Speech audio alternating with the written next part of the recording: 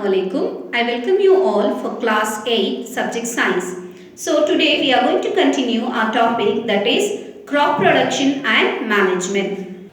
Here we are learning about manure and fertilizers. The substance which are added to soil in the form of nutrient for healthy growth of plants are called manure. As you can see in the picture, manure and fertilizers are added for the soil to become fertile, to grow crops. Why we should add? Because continuous cultivation of crops make the soil poor in nutrients. Therefore, farmers have to add manure to the fields to replenish the soil with nutrients. This process is called manuring. What it is known? Manuring. Improper or insufficient manuring results in weak plants. So the crop will not grow proper if the nutrients are not sufficient. Manure is an organic substance. As you can see in the picture, it is just like mud, right? Manure is an organic substance obtained from the decomposition of plants or animal waste. Farmers dump plants and animal waste in the pits at open places and allow it to decompose. The decomposition is caused by some microorganism. The decomposed matter is used as organic matter. These are fertilizers. Fertilizers are chemicals which are rich in particular nutrient. Fertilizers are produced in factories. Example: urea, ammonium sulfate, superphosphate, potash, NPK, that is nitrogen, phosphorus, potassium. The use of fertilizers help farmers to get better yield of crops such as wheat, paddy and maize. Excessive use of fertilizers has made the soil less fertile. Means we should see the quantity before adding the fertilizer. It should not be less and it should not be more. If it is more also, the crops will not grow properly. Fertilizers have also become a source of water pollution. In order to maintain the fertility of soil, we have to substitute fertilizer with organic manure or leave the field uncultivated in between two crops.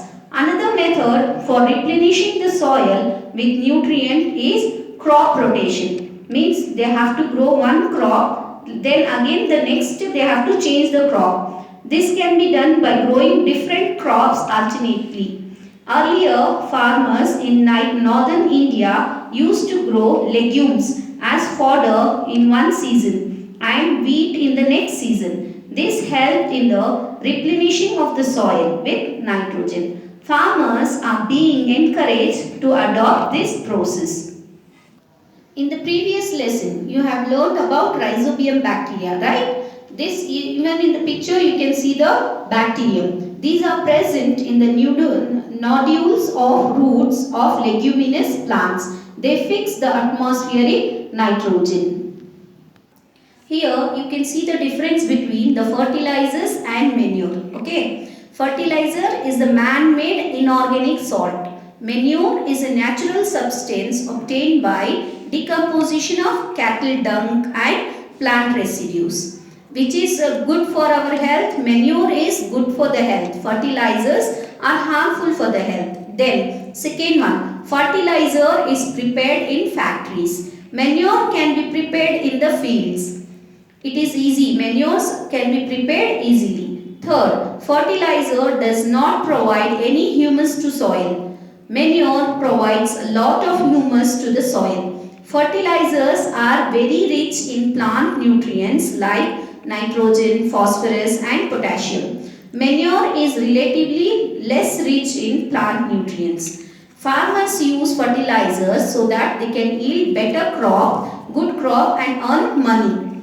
Now next, the advantages of manure means the organic manure is considered better than the fertilizer. Why? It enhances the water holding capacity of the soil. It makes the soil porous. Porous means it will be nutriently contained. Means holes will be there. Means in between it will be space will be there. So it is known as porous. Due to which exchange of gases become easy. It increases the number of friendly microbes, which is increasing the manure. It improves the texture of the soil. These are the differences between fertilizer and manure. Manure is good for health. Next topic is irrigation. All living beings need water to live, as we know earlier, right? Water is important for proper growth and development. Water is absorbed by the plant roots. Along with water, minerals and fertilizers are also absorbed. Plant contain nearly 90% of water. Water is essential because germination of seeds does not take place under dry condition. Nutrients dissolved in water are transported to each part of the plant. Water also protects the crop from both frost and hot air currents. To maintain the moisture of the soil for healthy crop growth, fields have to be watered regularly. Right? So, watering, that is what is the meaning of irrigation now? The supply of water to crops at regular interval is called irrigation. The supply of water to crops at regular intervals is called irrigation. The time and frequency of irrigation varies from crop to crop, soil to soil and season to season. Means which season they want, how much water they have to see. For example, in summer, the frequency of watering is higher. Why? Due to the increased rate of evaporation of water from the soil and the leaves.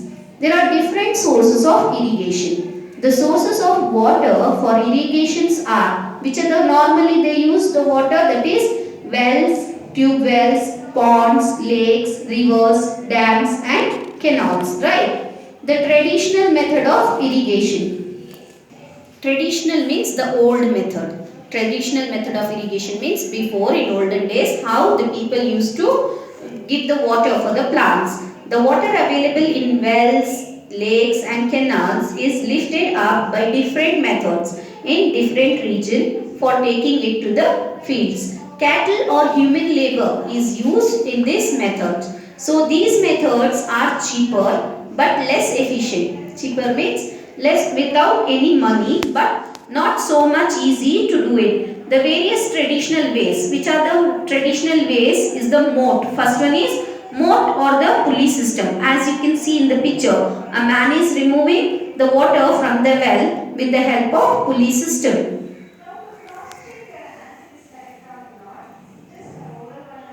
The next is the chain system, chain pump. They have attached the chain to the pump so that the water flows. The third is the dhekli. Dhekli, okay. As you can see in the picture, for the pump they have attached a tree and they are using to remove the water, that is known as dhekli. And the fourth one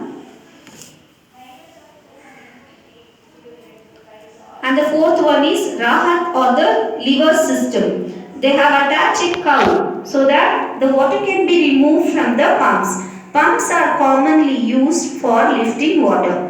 Diesel, biogas, electricity and solar energy is used to run these pumps.